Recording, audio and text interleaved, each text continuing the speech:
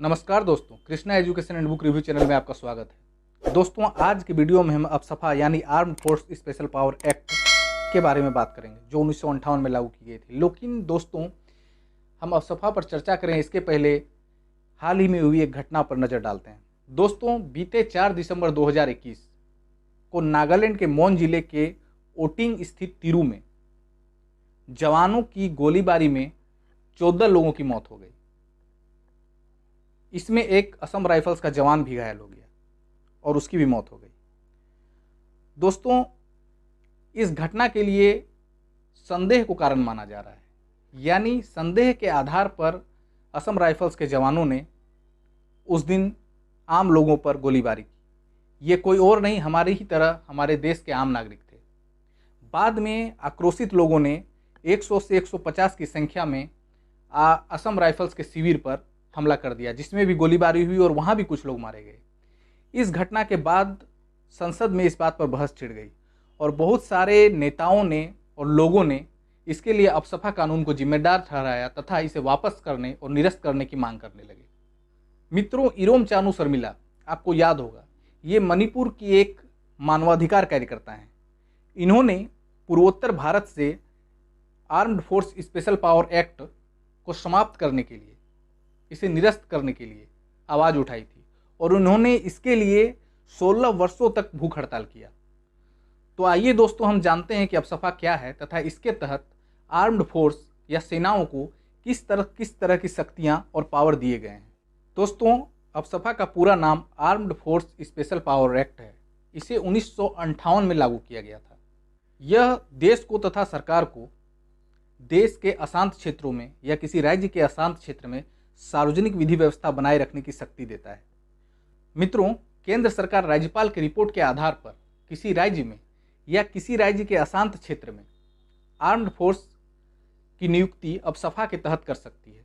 अर्थात यहाँ हम समझ सकते हैं कि इसकी नियुक्ति सिर्फ उन्हीं क्षेत्रों में की जा सकती है या करने के लिए है जहाँ जो क्षेत्र अशांत हैं या काफ़ी तनावग्रस्त हैं। अफसफा यानी armed force special power act हमारे देश के जवानों को, सशस्त्र बलों को काफ़ी व्यापक अधिकार देता है। तो आइए देखते हैं कि ये अधिकार क्या हैं और इस अधिकार के तहत वो किस प्रकार की कार्रवाई कर सकते हैं। तो उन्हें यह अधिकार दिया गया है कि कानून का उल्लंघन करने वाले कोई भी व्यक्ति या हथियारों से लैस कोई भी व्यक्ति हो, उस पर वे गोलीबारी कर सकते हैं। हाँ, हालांकि गोलीबारी करने की पूर्व चेतावनी उन्हें पहले देना होता है। इस कानून के तहत संदेह के आधार पर बिना वारंट के किसी भी व्यक्ति की गिरफ्तारी की जा सकती है तथा संदेह होने पर बिना वारंट के वो किसी परिसर की तलाशी भी ले सकते हैं। लेकिन जब इस प्रकार से किसी व्यक्ति की गिरफ्तारी की जाती है तो उसे 24 घंटे के अंदर, 24 आवर के अंदर निकटतम पुलिस स्टेशन पर पेश करना होता है। इस अधिनियम को इस प्रकार से बनाया गया है कि यह सैनिकों को या आर्म्ड फोर्स को उनके द्वारा किए गए कृत्यों से बचाता है। केंद्र सरकार की स्वीकृति के बिना उनके खिलाफ किसी भी प्रकार का मुकदमा या कानूनी कार्रवाई नहीं किया जा सकता।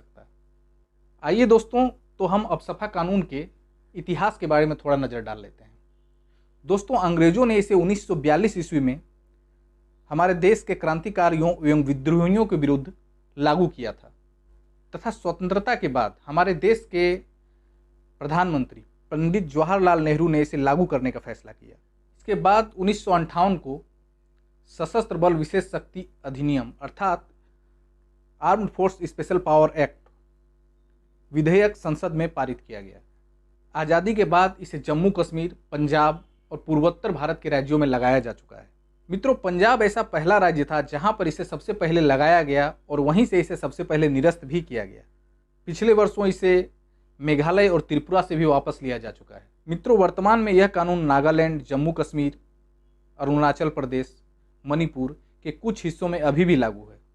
मित्रों, कुछ वर्ष पहले मणिपुर के मालोम शहर में हुए जनसंहार ने इसे चर्चा में ला दिया और नागालैंड के मोन जिले में जो घटना हुई वो तो अभी की वर्तमान घटना है।